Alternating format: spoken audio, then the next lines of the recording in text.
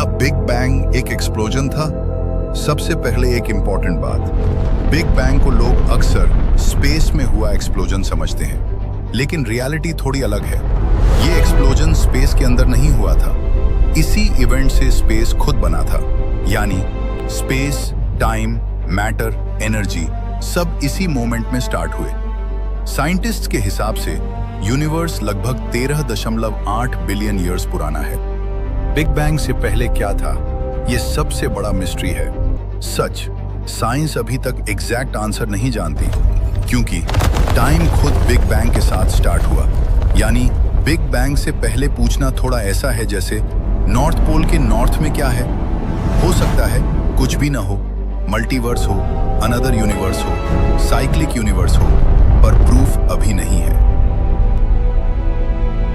Singularity scientist मानते हैं कि शुरुआत में यूनिवर्स एक सिंगुलैरिटी स्टेट में था, यानी infinitely hot, infinitely dense, unimaginable tiny point, इतना टाइनी कि पूरा ऑब्जर्वेबल यूनिवर्स एक एटम से भी छोटे रीजन में कंप्रेस था। फिजिक्स के नॉर्मल लॉज यहां फेल हो जाते हैं। प्लैंक एरा, टाइम 0 से 10 की घात -43 सेकेंड, इतना छोटा टाइम की इमेजिन भी मुश्किल है। इस फेज को बोलते हैं प्लैंक एरा। यहाँ ग्रेविटी, इलेक्ट्रोमैग्नेटिज्म, न्यूक्लियर फोर्सेस, शायद एक ही सुपर फोर्स थी। टेम्परेचर 10 की घात 32 केल्विन, ये इतना गर्म था कि मैटर एग्जिस्ट ही नहीं कर सकता था, सिर्फ रॉ एनर्जी थी। यूनिवर्स का इन्फ्लेशन, एक इंस्टेंट में यूनिवर्स ने इम्पॉसिबल स्पीड से एक्सपैंड किया। इसको बोलते हैं कॉस्मिक इन्फ्लेशन। ये एक्सपेंशन लाइट से भी फास्टर था। इंपॉर्टेंट, ये रूल ब्रेक नहीं करता, क्योंकि ऑब्जेक्ट्स स्पेस में मूव नहीं कर रहे थे, स्पेस खुद स्ट्रेच हो रहा था। टाइनी क्वांटम फ्लक्चुएशंस इन्फ्लेशन की वजह से ह्यूज कॉस्मिक स्ट्रक्चर्स बन गए। आज की गैलेक्सीज की सीड्स वही टाइनी फ्लक्चुएशंस थे।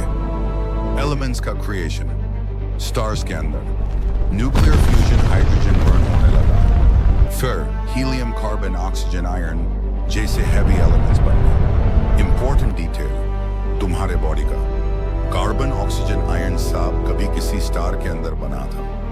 हम सब मरे हुए स्टार्स की राख से बने हैं। मैटर वर्सेस एंटी मैटर, ये बहुत मिस्टीरियस पार्ट है बिग बैंग में। मैटर, एंटी मैटर दोनों बने। नॉर्मली दोनों टकराकर डिस्ट्रॉय हो जाते हैं, पर किसी रीजन से मैटर थोड़ा ज्यादा बच गया। अगर ऐसा नहीं होता तो स्टार्स नहीं बनते, प्लैनेट्स नहीं बनते, ह्यूमंस नहीं होते, तुम भी नहीं होते। First atomic nucleus, big bang के कुछ मिनट्स बाद big bang nucleosynthesis, protons plus neutrons मिलकर हाइड्रोजन न्यूक्लियस, हीलियम न्यूक्लियस बनाने लगे। यूनिवर्स में लगभग 75% हाइड्रोजन, लगभग 25% हीलियम इसी फेज में बना। आज भी स्टार्स मेनली हाइड्रोजन से बने हैं। डार्क यूनिवर्स, अभी भी एक प्रॉब्लम थी। यूनिवर्स में फ्री इलेक्ट्रॉन्स बहुत थे, लाइट कंटिन्यूअसली स्कैटर हो रही थी, यानी यूनिवर्स ओपेक था। कोई स्टार्स नहीं, कोई गैलेक्सीज नहीं, सिर्फ हॉट ग्लोइंग फॉग।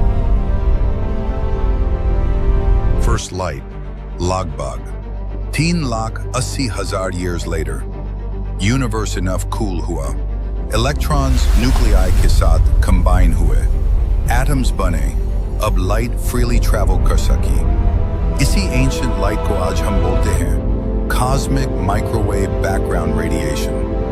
ये बिग बैंग का आफ्टरग्लो है। 1965 में साइंटिस्ट ने इसे डिटेक्ट किया। ये बिग बैंग थ्योरी का स्ट्रॉन्गेस्ट प्रूफ माना जाता है। कॉस्मिक डार्क एजेस, अब यूनिवर्स डार्क था, एटम्स तो था, पर स्टार्स नहीं बने थे। मिलियंस ऑफ ईयर्स तक डार्कनेस, हाइड्रोजन गैस, साइलेंस ही था। इस फेज को बोलते हैं cosmic dark ages. First stars, gravity ने गैस क्लाउड्स को कंप्रेस किया, फर्स्ट स्टार्स इग्नाइट ह्यू, और यहीं से लाइट ट्रूली स्टार्ट हुई। स्टार्स के अंदर न्यूक्लियर फ्यूजन हुआ, nuclear fusion, hydrogen to helium to heavier elements.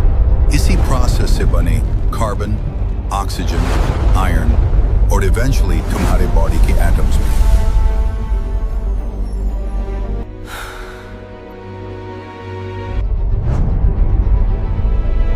Galaxies का जन्म स्पेसेस में ऑर्गेनाइज होने लगे।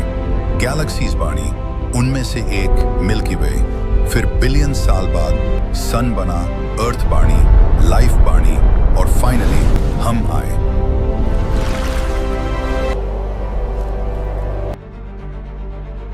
बिगेस्ट मिस्ट्रीज, साइंस के पास अभी भी आंसर्स नहीं है। डार्क मैटर यूनिवर्स का मोस्ट मास इनविजिबल है। डार्क एनर्जी, यूनिवर्स का एक्सपेंशन एक्सेलरेट क्यों हो रहा है? Before big bang, unknown. Multiverse, may be. 13.8 अरब साल पहले एक टाइनी फ्लक्चुएशन ने जन्म दिया हर स्टार को, हर गैलेक्सी को, अर्थ को और तुम्हें। हम सब बिग बैंग की कहानी का हिस्सा हैं।